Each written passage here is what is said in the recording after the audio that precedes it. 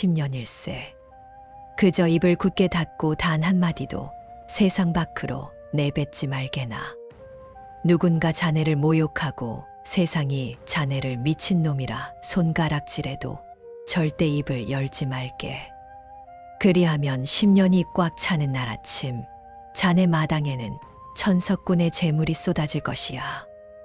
옆에서 듣고 있던 석봉은 깜짝 놀라며 되물었습니다. 스님, 그게 정말입니까? 그저 말만 하지 않으면 정말로 큰 부자가 될 수 있단 말씀이십니까?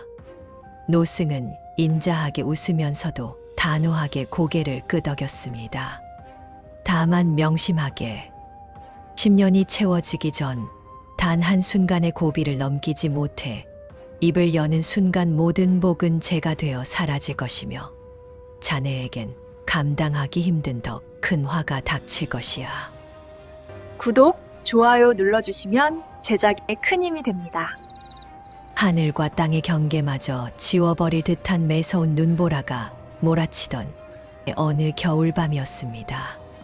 강원도 깊은 산골, 살을 내는 칼바람은 마른 나뭇가지들을 사정없이 후려치며 기괴한 울음소리를 내뿜고 있었습니다. 그 험한 눈길을 두 사내가 서로의 체온에 의지한 채 위태롭게 헤쳐나가고 있었습니다. 앞장서서 길을 트는 이는 덩치가 크고 듬직한 석봉이었고 그 뒤를 따르는 이는 그보다 조금 작지만 다부진 몸매의 길람이었습니다. 두 사람은 일찍이 부모를 여의고 일가친척 하나 없이 떠돌다 만난 양인 나무꾼들이었습니다. 피 한 방울 섞이지 않았으나 곤줄인 배를 움켜쥐고 추운 가마니떼기 밑에서 서로를 껴안으며 자라온 그들에게 서로는 이미 형제이자 부모, 그리고 세상에 남겨진 유일한 빛이었습니다. 석봉은 시린 손을 입가에 대고 호호 불며 뒤따라오는 길람을 향해 굵직한 목소리로 외쳤습니다. 길람아, 조금만 더 힘을 내보거라. 이 눈발을 보니 오늘 장터의 나무를 내다 팔기는커녕 산을 내려가는 것조차 쉽지 않겠구나. 우리 팔자는 어째 이리도 눈보라 속만 헤매는 신세인지 모르겠다. 석봉의 고달픈 투덜거림에 길람은 가쁜 숨을 몰아쉬며 답했습니다. 걱정 마라, 석봉아. 내가 조금 더 힘을 내서 뒤를 따를 테니 너는 앞장서서 길이나 잘 보거라. 우리 둘이 이렇게 건강하게 살아있는데 무엇이 두려우냐. 어서 저 고개만 넘어가자꾸나. 그때였습니다. 웅크린 짐승의 울음소리 같던 바람결 사이로 희미하고 가느다란 신음소리가 들려왔습니다. 길람과 석봉은 동시에 걸음을 멈추고 서로의 눈을 바라보았습니다. 두 사람은 홀린 듯 소리가 나는 숲 저편으로 달려갔습니다. 그곳에는 다해진 가사 한 장만을 걸친 노승이 눈 속에 파묻혀 서서히 식어가고 있었습니다. 길람은 지체 없이 등에 지고 있던 나무찜을 내팽개치고 노승을 향해 몸을 날렸습니다. 그는 자신의 겉옷을 벗어 노승을 감싸 안았고 석봉은 주변의 마른 가지들을 닥치는 대로 모아 불을 피우기 시작했습니다. 석봉은 얼어붙은 노승의 발을 제 품에 넣어 녹이며 절규하듯 소리쳤습니다. 스님, 제발 정신 좀 차려보십시오. 여기서 잠들면 그대로 황천길입니다. 눈을 뜨십시오. 두 청년은 밤새도록 노승의 언몸을 주무르고 자신들이 먹으려 아껴두었던 마른 떡을 귀한 물에 불려 정성껏 노승의 입에 흘려 넣었습니다. 지성이면 감천이라 했던가요. 동이 터올 무렵 차갑게 식어있던 노승의 몸에 온기가 돌더니 마침내 노승이 천천히 눈을 떴습니다. 노승은 자신을 살려내기 위해 밤을 꼬박 새워 초췌해진 두 청년을 말없이 바라보았습니다. 특히 노승은 묵묵히 불씨를 살리며 자신의 곁을 지키던 길람의 거친 손마디를 가만히 짚어보더니 범접할 수 없는 기이한 광채가 서린 눈으로 입을 열었습니다. 노승은 자비로우면서도 엄중한 무게감이 느껴지는 목소리로 길람에게 말했습니다. 자네들의 우애가 하늘의 마음을 움직였구먼. 특히 길람이 자네의 심성이 참으로 깊고도 맑아. 내 자네에게 평생의 가난을 단번에 시선을 천기티엔지를 하나 일러주겠네. 길람은 의아한 표정으로 노승의 말에 귀를 기울였습니다. 노승은 길람의 눈을 꿰뚫어 보듯 응시하며 말을 이었습니다. 오늘 이 시각부터 딱 10년일세. 그저 입을 굳게 닫고 단 한마디도 세상 밖으로 내뱉지 말게나. 누군가 자네를 모욕하고 세상이 자네를 미친놈이라 손가락질해도 절대 입을 열지 말게. 그리하면 10년이 꽉 차는 날 아침, 자네 마당에는 천석군의 재물이 쏟아질 것이야. 옆에서 듣고 있던 석봉은 깜짝 놀라며 되물었습니다. 스님, 그게 정말입니까? 그저 말만 하지 않으면 정말로 큰 부자가 될 수 있단 말씀이십니까? 노승은 인자하게 웃으면서도 단호하게 고개를 끄덕였습니다. 다만 명심하게 10년이 채워지기 전 단 한순간의 고비를 넘기지 못해 입을 여는 순간 모든 복은 제가 되어 사라질 것이며 자네에겐 감당하기 힘든 더 큰 화가 닥칠 것이야. 할 수 있겠는가? 노승의 말이 끝나기 무섭게 길람은 굳은 결심을 한 듯 입을 꾹 다물었습니다. 그리고는 석봉을 바라보며 자신의 손가락 10개를 쫙 펴 보인 뒤 다시 입가에 검지를 가져다 댔습니다. 내 오늘부터 10년간 죽은 듯이 침묵하겠노라는 무언의 맹세였습니다. 석봉은 자신보다 작은 체구에도 불구하고 그 어느 때보다 거대해 보이는 친구의 결연한 눈빛을 보았습니다. 석봉은 길람의 두 손을 꽉 잡으며 눈시울을 붉혔습니다. 그래, 길람아, 내가 내 입이 되어주마. 내가 말을 못하면 내가 내 대신 소리를 지르고 내가 욕을 먹으면 내가 대신 싸워주마. 우리 꼭 10년을 버텨서 보란듯이 사람답게 한번 살아보자. 석봉의 외침이 산골의 새벽 공기를 가를 때 길람은 깊은 숨을 들이켜며 마지막으로 고개를 끄덕였습니다.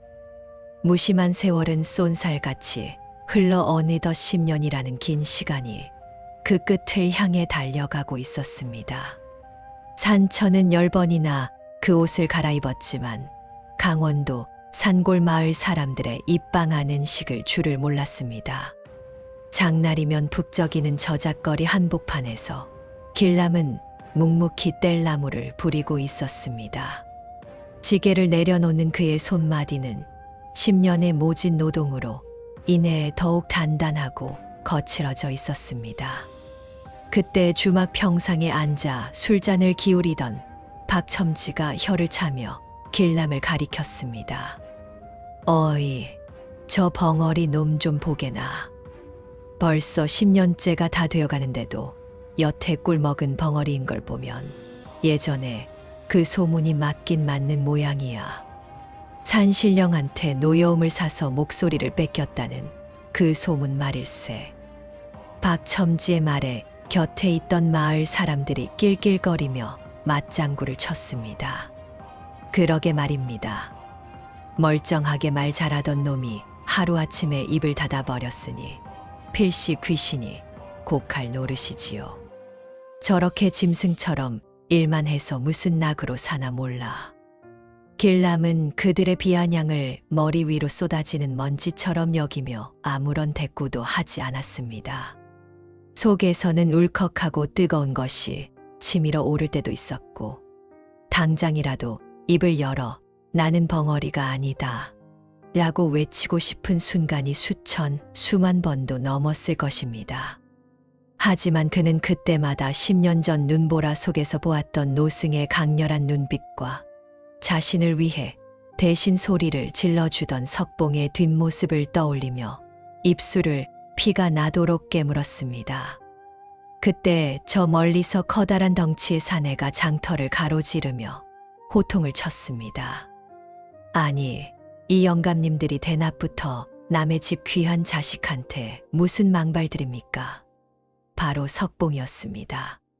그는 10년 전보다 훨씬 더 건장해진 풍채로 박첨지 앞에 떡하니 버티고 섰습니다. 석봉은 길남의 지게를 대신 짊어지며 매서운 눈초리로 사람들을 훑어보았습니다. 내 친구가 말을 아끼는 것이지 귀가 먹은 줄 아십니까? 한 번만 더 벙어리니 어쩌니 하며 조롱했다가는 내 이 지게 작대기가 가만히 있지 않을 줄 아시오. 석봉의 서슬퍼런 기세에 사람들은 툴툴거리며 흩어졌습니다. 석봉은 길남의 어깨를 툭 치며 호탕하게 웃어 보였습니다. 길남아, 신경 쓰지 마라. 저 사람들은 배가 아파서 그러는 게다. 자, 이제 정말 다 왔다. 오늘이 지나고 내일 해가 뜨면 드디어 10년이다. 석봉의 목소리에는 흥분과 떨림이 가득했습니다. 석봉은 지난 9년 364일 동안 글 모르는 친구의 입이 되어 주었고 세상의 모진 화살을 온몸으로 받아내며 길남의 곁을 지켜왔습니다. 해질녘 두 사람은 노을이 붉게 타오르는 산길을 따라 오두막으로 향했습니다. 길남은 묵묵히 걷는 석봉의 땀 젖은 뒷모습을 바라보았습니다. 말 한마디 건넬 수 없었지만 길남의 마음 속에는 석봉을 향한 깊은 미안함과 고마움이 바다처럼 소용돌이치고 있었습니다. 석봉아, 조금만 더 기다려라. 내일 아침이면 내 그 고생을 내가 다 갚아줄 테니. 길남은 속으로 수천 번도 더 했던 다짐을 다시 한번 되새겼습니다. 오두막에 도착한 두 사람은 마지막으로 집안을 따뜻하게 데울 땔감을 챙기며 침묵 속에 밤을 준비했습니다. 밖은 고요했으나 두 사내의 가슴 속에는 폭풍 전야와 같은 긴장감이 흐르고 있었습니다. 9년하고도 364일. 길남은 오늘 밤만 지나면 자신의 마당에 쏟아질 그 찬란한 황금을 상상하며 마른 침을 삼켰습니다. 그러나 그들은 꿈에도 알지 못했습니다. 이 마지막 밤이 가져올 참혹한 비극이 그들의 10년 세월을 통째로 뒤흔들어 놓을 것이라는 사실을 말입니다. 칠흑 같은 어둠이 내린 깊은 밤, 산속은 스산한 바람 소리 외에는 숨소리 하나 들리지 않을 만큼 고요했습니다. 길남과 석봉은 서로의 거친 숨소리에 의지하며 가파른 산비탈을 오르고 있었습니다. 내일이면 마당 가득 황금이 쏟아질 것이라는 생각에 오늘 밤 마지막 땔감을 구하러 가는 그들의 발걸음은 그 어느 때보다 가벼우면서도 묵직한 긴장감으로 떨리고 있었습니다. 석봉은 지게를 고쳐 매며 길남을 향해 속삭였습니다. 길남아, 이 나무가 우리의 마지막 가난이다. 내일 아침 해가 뜨면 우리는 더 이상 추위에 떨며 이 산을 오르지 않아도 되는 거야. 그렇지. 길남은 대답 대신 석봉의 손을 꽉 잡아주며 고개를 끄덕였습니다. 그의 두 눈은 희망과 두려움이 뒤섞여 형형하게 빛나고 있었습니다. 그때였습니다. 앞서가던 석봉이 무언가를 본 듯 황급히 걸음을 멈추고 길남을 바위 뒤로 잡아 끌었습니다. 쉿, 저길 봐라. 이 깊은 밤에 웬 불빛이지. 두 사람은 숨을 죽이고 불빛이 새어나오는 곳으로 조심스레 다가갔습니다. 나뭇가지 사이로 보이는 광경은 평화로운 산속과는 전혀 어울리지 않는 그야말로 아비규환의 지옥도였습니다. 서슬퍼런 칼을 든 장정들에게 둘러싸인 채 피투성이가 되어 쓰러져 있는 사내가 있었습니다. 그의 앞에는 고을의 사또 조학주가 탐욕스러운 미소를 지으며 서 있었습니다. 조학주는 피 묻은 발로 쓰러진 사내의 가슴을 짓밟으며 비릿하게 웃었습니다. 감히 내 뒷조사를 하고 다녀? 내 놈이 암행어사면 다냐? 이 조학주가 누구인지 모르고 까보는구나. 쓰러진 암행어사는 간신히 고개를 들어 조학주를 노려보며 피 섞인 가래침을 뱉었습니다. 네 이놈. 탐관오리 조학주. 내 놈의 더러운 비리는 이미 조정에 보고되었다. 내 목을 쳐도 내 죄는 덮을 수 없을 것이다. 조학주는 광기 어린 눈으로 칼을 높이 치켜들었습니다. 내 놈이 죽어서도 그 입을 놀릴 수 있는지 어디 한번 보자. 조학주의 칼날이 섬광처럼 번뜩이는 순간 크악 하는 단말마와 함께 붉은 피가 사방으로 튀었습니다. 어사의 목이 힘없이 바닥에 떨어졌습니다. 끔찍한 광경에 석봉이 헉하고 숨을 들이켰습니다. 길람은 재빨리 석봉의 입을 틀어막고 바짝 엎드렸습니다. 두 사람의 심장은 터질 듯이 요동쳤고 등줄기에는 식은땀이 비 오듯 흘러내렸습니다. 바로 그때 어사가 쓰러지면서 그의 품속에서 무언가가 툭 하고 튀어나와 길람이 숨어있는 바위 근처로 굴러왔습니다. 달빛에 반사되어 어렴풋이 보이는 그것은 붉은 인장이 선명하게 찍힌 두루마리와 두툼한 장부책이었습니다. 길람은 본능적으로 그것이 무엇인지 직감했습니다. 사또의 모든 비리가 담긴 결정적 증거, 바로 밀지미지였습니다. 사또가 시신을 수습하라고 부하들에게 호통을 치는 사이 길람은 목숨을 걸고 손을 뻗었습니다. 떨리는 손끝이 차가운 밀지에 닿는 순간 마치 1000개의 바늘이 심장을 찌르는 듯한 전율이 흘렀습니다. 그는 뱀처럼 소리 없이 밀지를 낚아채 자신의 품속 깊이 숨겼습니다. 이것은 이제 단순한 종이 뭉치가 아니었습니다. 10년의 침묵과 맞바꾼 어쩌면 그보다 더 무겁고 위험한 운명의 족쇄가 채워지는 순간이었습니다. 길람과 석봉은 서로의 눈빛을 교환했습니다. 더 이상 이곳에 지체할 수 없었습니다. 이 지옥 같은 현장에서 살아서 빠져나가야만 했습니다. 두 사람은 조심스럽게 뒷걸음질 치며 어둠 속으로 몸을 숨겼습니다. 피비린내 나는 사륙의 현장에서 조학주는 광기에 찬 눈으로 어사의 시신을 뒤적였습니다. 그러나 있어야 할 것이 없었습니다. 그의 얼굴이 순식간에 공포와 분노로 일그러졌습니다.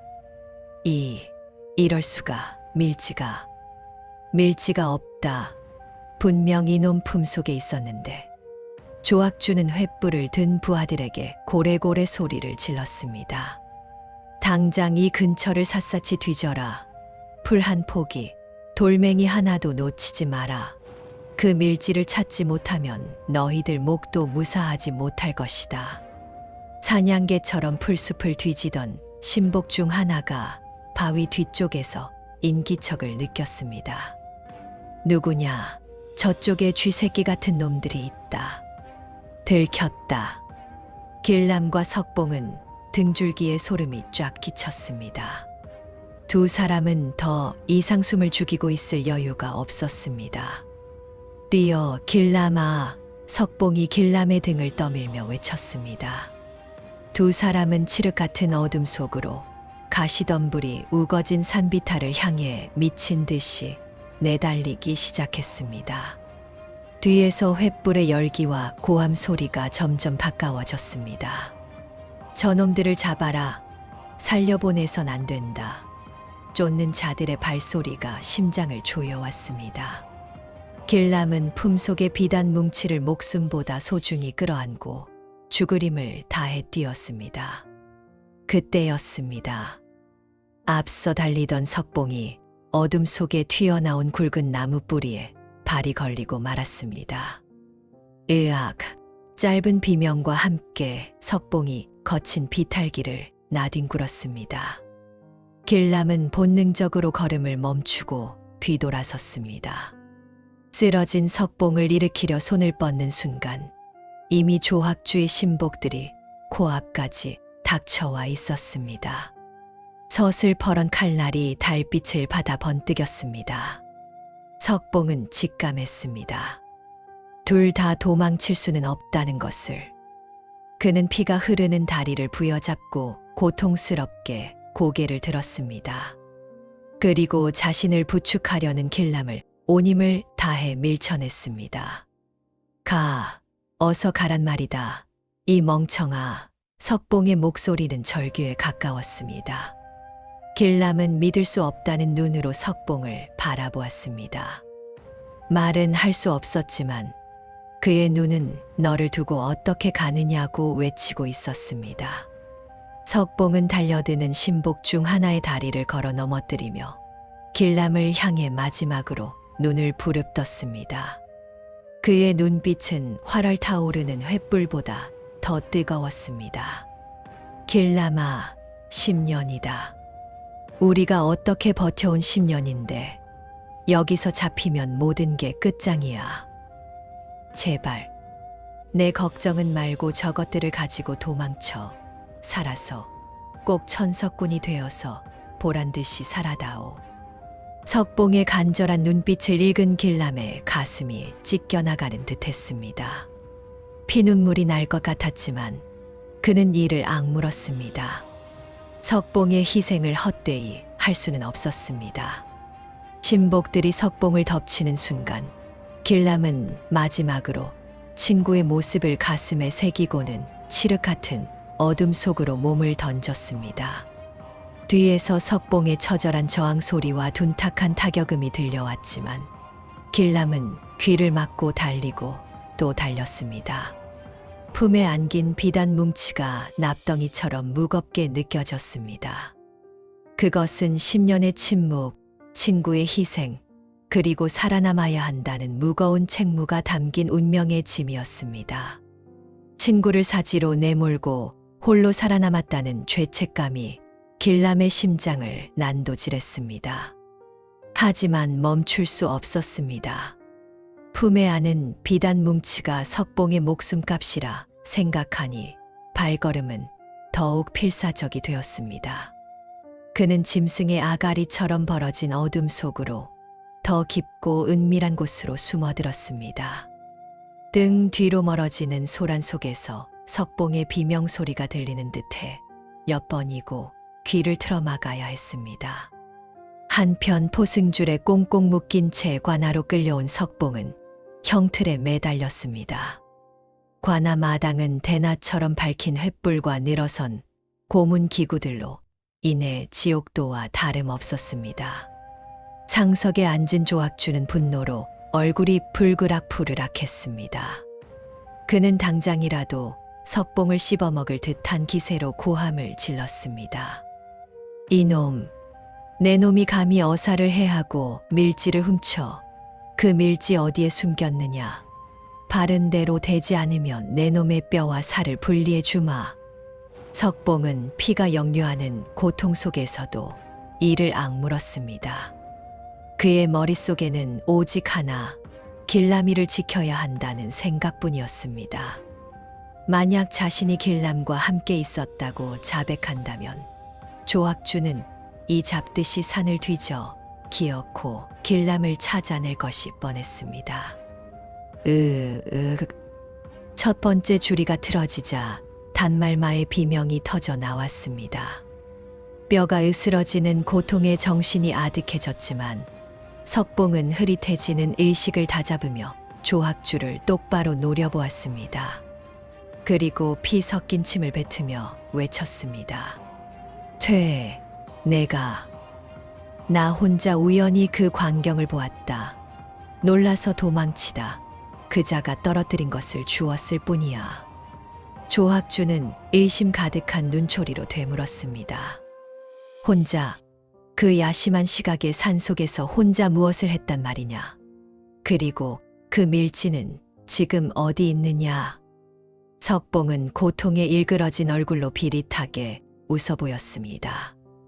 땔감을 구하러 갔었다. 그깟 종이 쪼가리가 뭐라고. 무서워서 도망치다가 강물에 던져버렸다. 지금쯤 물고기 밥이 되었겠지. 뭐시라.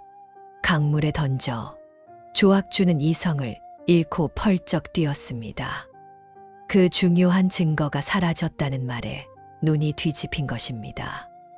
이놈이 거짓말을 하는구나. 저놈을 매우 쳐라. 당장 강물을 다 뒤져서라도 찾아내라. 그리고 이놈은 입을 열 때까지 죽이지 말고 살점을 뜯어내라. 형리들의 매질이 빗발치듯 쏟아졌습니다.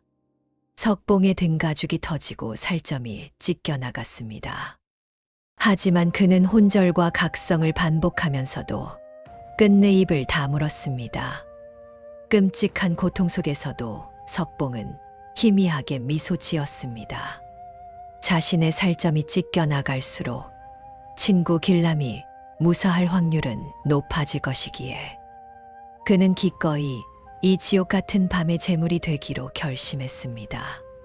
조학주는 의심이 많은 자였습니다. 석봉에 혼자 목격했다는 말을 곱씹던 그는 그날 밤의 정황상 한 명의 발소리가 더 있었다는 보고를 받고 비열한 미소를 지었습니다. 그놈 혼자 그 큰일을 저질렀을 리 없이 필시 그림자처럼 붙어 다니던 그 벙어리 놈이 함께였을게야. 관아 마당으로 끌려온 길람은 입을 굳게 다물었습니다. 조학주는 길람의 턱을 거칠게 잡아들어 올리며 물었습니다. 말해라. 그날 밤 너도 산에 있었지. 내 놈이 밀지를 숨긴 게냐 아니면 그놈이 숨기는 걸 지켜본 게냐? 길람은 아무런 대답도 하지 않았습니다. 10년을 지켜온 침묵은 공포 앞에서도 무너지지 않았습니다. 대답 대신 돌아오는 서늘한 눈빛에 조학주의 인내심이 바닥을 드러냈습니다. 입이 있어도 말을 못하는 게냐 아니면 안 하는 게냐? 좋다. 내 놈이 정말 벙어리인지 아니면 10년을 속여온 독종인지 지금 당장 확인해 주마. 조학주의 손짓 하나에 형리들이 석봉의 다리 사이에 장대를 끼우고 온 힘을 다해 비틀었습니다. 으악! 석봉의 처절한 비명이 마당을 가득 채웠습니다. 석봉은 고통 속에서도 필사적으로 소리쳤습니다. 사또, 그놈은 태생이 말을 못하는 벙어리입니다. 아무것도 모르는 놈입니다. 제발 그놈은 놔주십시오. 하지만 조학주는 비웃었습니다.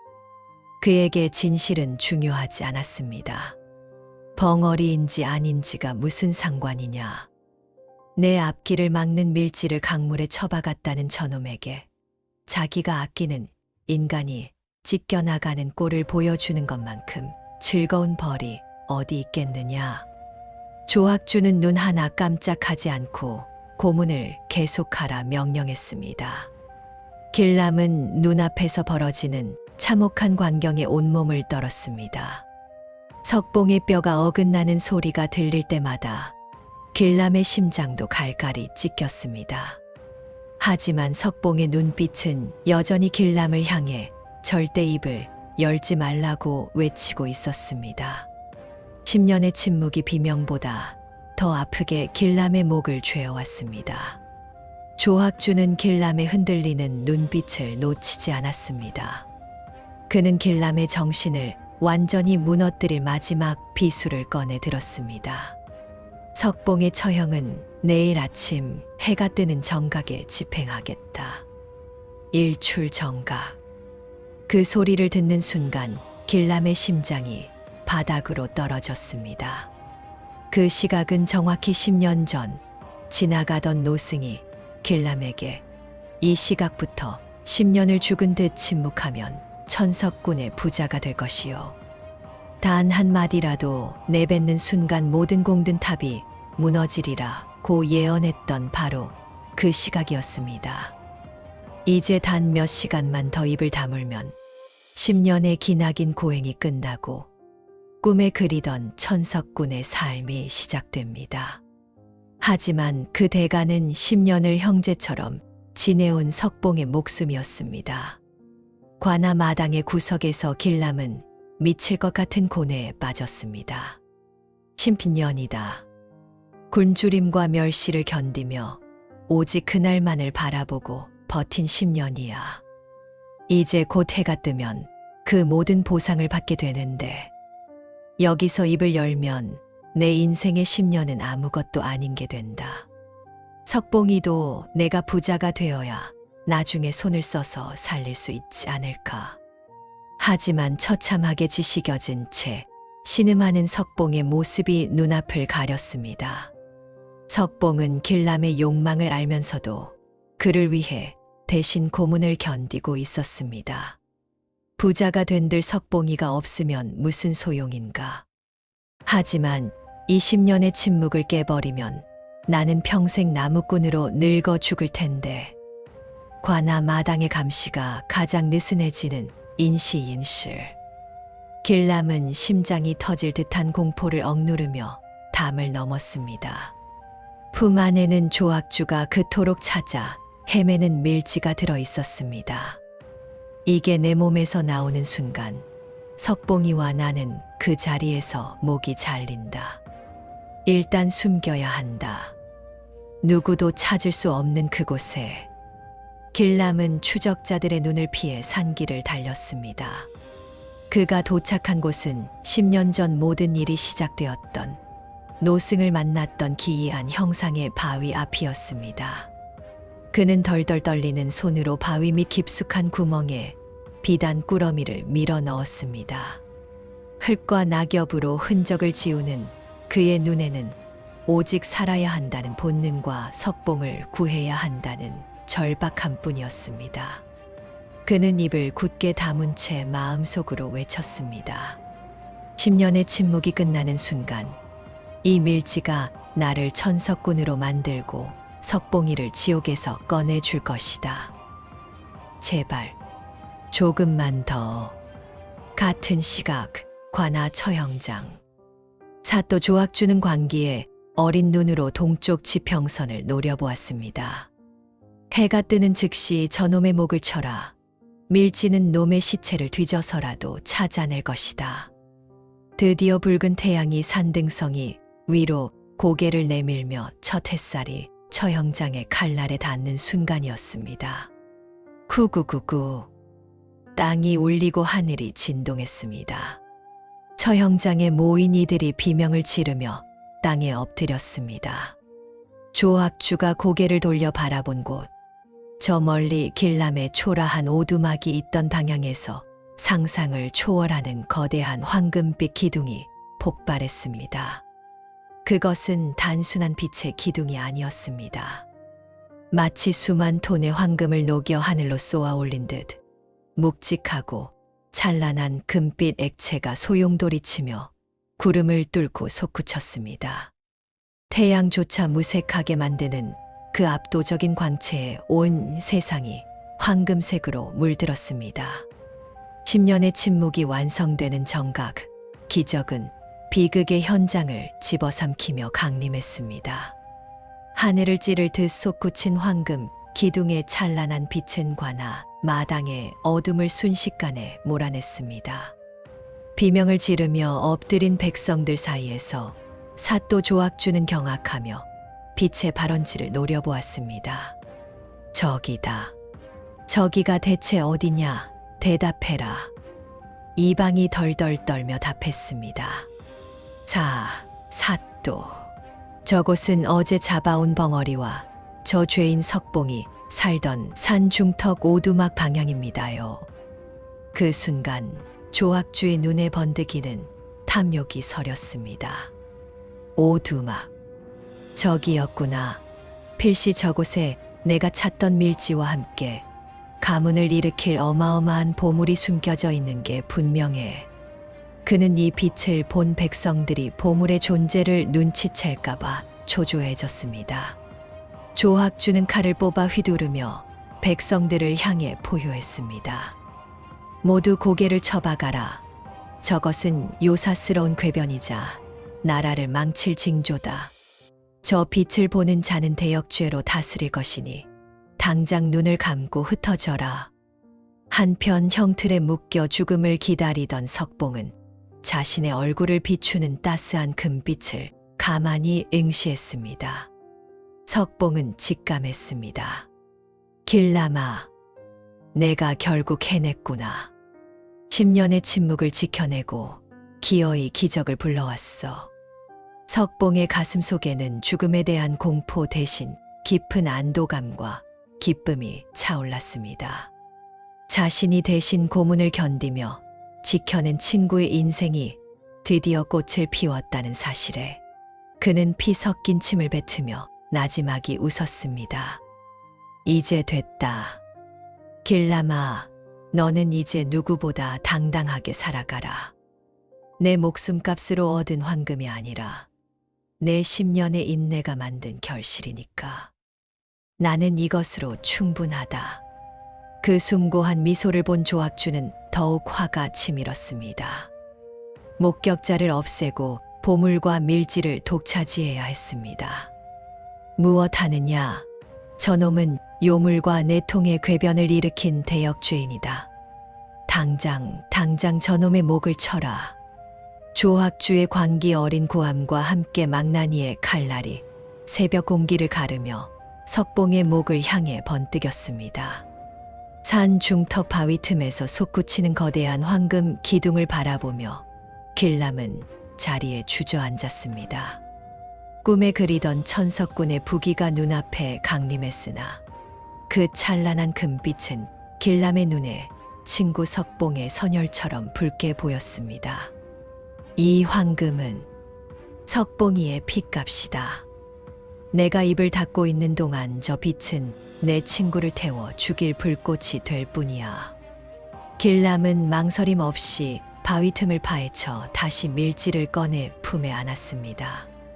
그리고는 처형장을 향해 사력을 다해 산을 내려가기 시작했습니다. 돌부리에 걸려 넘어지고 가시덤불에 살이 찢겼지만 그는 멈추지 않았습니다. 10년간 굳게 다쳤던 그의 심장이 터질 듯 요동쳤습니다. 같은 시각 관아 처형장. 망나니가 입에 문수를 칼날에 뿜어내고 서슬 퍼런 칼을 머리 위로 높이 치켜들었습니다. 사또 조학주는 그 광경을 즐기듯 차디찬 미소를 지으며 손을 들어 올렸습니다. 집행하라.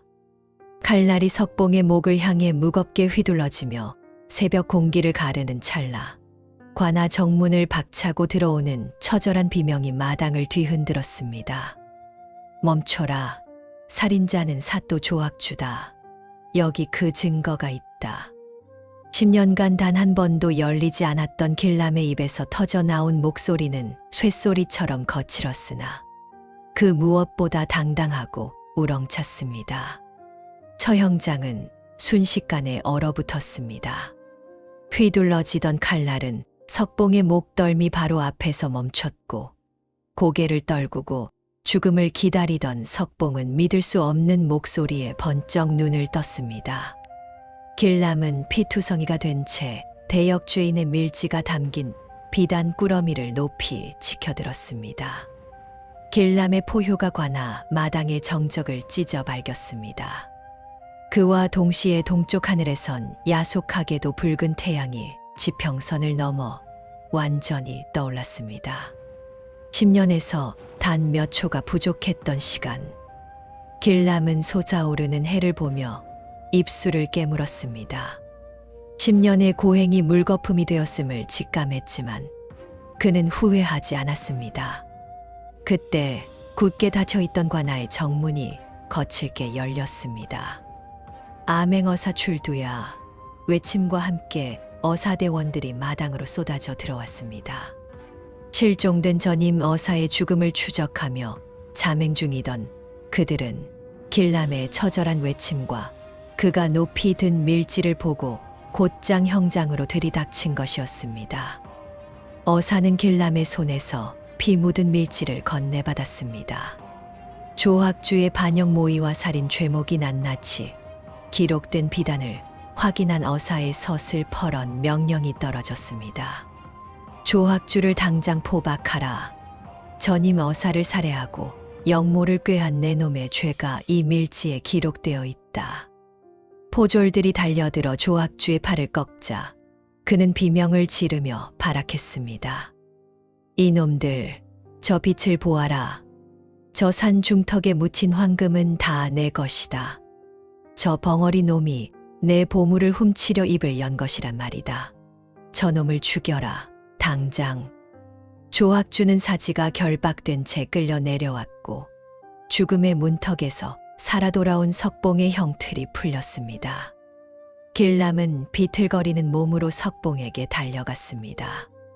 포졸들이 석봉의 결박을 풀자 만신창이가 된 석봉이 길람의 품으로 쓰러졌습니다. 두 남자의 눈물과 땀 그리고 피가 뒤섞여 바닥을 적셨습니다. 석봉은 피 섞인 목소리로 울먹이며 말했습니다. 길람아, 이 미련한 놈아, 왜 그랬어? 왜 입을 열었어? 이제 곧 해가 뜨면 너는 천석군이 될 텐데. 내 10년이, 내 인생이 나 때문에 다 무너졌단 말이다.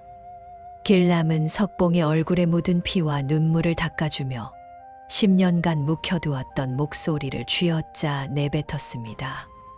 닥쳐라, 이 자식아. 10년을 입 닫고 살았더니 귀까지 먹었냐? 황금이 다 무슨 소용이야. 내가 죽고 나면 그 황금으로 내 무덤이나 만들라고? 석봉아, 내 10년의 침묵은 부자가 되기 위해서가 아니라 너 같은 친구 하나 지키지 못하는 병신으로 살지 않기 위해서였던 거다. 모든 소동이 가라앉은 뒤 두 사람은 서로를 부축하며 산 중턱 길람의 오두막으로 향했습니다. 하지만 멀리서도 보이던 눈부신 황금빛 기둥은 온데간데 없었습니다. 그곳에는 그저 예전처럼 다 쓰러져가는 낡은 오두막과 차갑게 식어버린 바위만이 남아 있을 뿐이었습니다. 석봉은 바위 밑 텅 빈 구멍을 보며 한숨을 내쉬었습니다. 정말 꿈이었나 보구나. 그 어마어마한 황금이 나 때문에 한순간에 사라졌어. 내가 내 앞길을 망친 것 같아 잠을 잘 수가 없다, 친구야. 길람은 오두막 마루에 걸터 앉아 산 아래를 내려다보며 껄껄 웃었습니다. 석봉아, 그깟 황금이 뭐고 재물이 다 무슨 소용이냐. 가족 같은 친구인 내가 더 소중하다. 저 빛이 사라진 건 이제 입 열고 사람답게 살라는 하늘의 뜻 아니겠냐? 내 입담 알지? 나 이제 말문 터졌으니까 이 세상 돈은 내가 다 긁어모아 주마. 너는 그저 내 옆에서 든든하게 지켜주기만 해. 그로부터 몇 년 뒤 마을 장터는 한 남자의 입담으로 매일같이 들썩였습니다. 10년간 말을 아껴온 덕분인지 길람의 화술은 신들린 듯 유려했고 사람들의 마음을 샀습니다. 길람은 본래의 영민한 입담을 살려 장사를 시작했고 석봉은 그런 길람의 곁에서 가장 믿음직한 동업자로 함께했습니다. 얼마 지나지 않아 두 사람은 고을에서 모르는 사람이 없는 거부가 되었습니다. 석봉이 거대한 장부를 정리하던 길람에게 물었습니다. 길람아, 너 그때 그 황금 기둥 가끔 생각 안 나냐? 길람이 붓을 내려놓고 석봉을 보며 웃었습니다. 생각나지. 근데 말이다, 석봉아.